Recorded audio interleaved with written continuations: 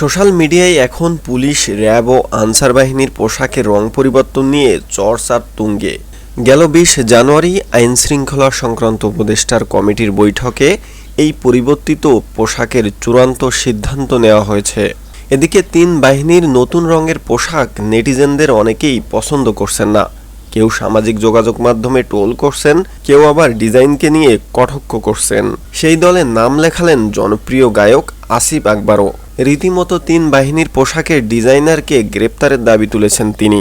মঙ্গলবার ২১ জানুয়ারি নিজের verified Facebook পেজে ৩ বাহিনীর নতুন পোশাকের ছবি শেয়ার করে একটি পোস্ট দিয়েছেন আসিফ।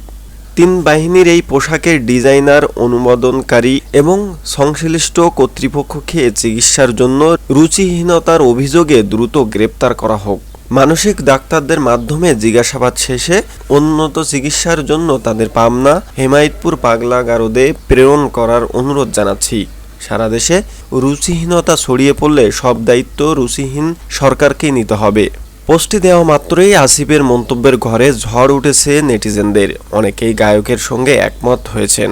কেউ বিষয়টিকে রুচির দুর্ভিক্ষ বলে মনে করছেন, আবার কেউ উচিত কথা বলাই দিচ্ছেন ধন্যবাদ এই সঙ্গীত শিল্পীকে।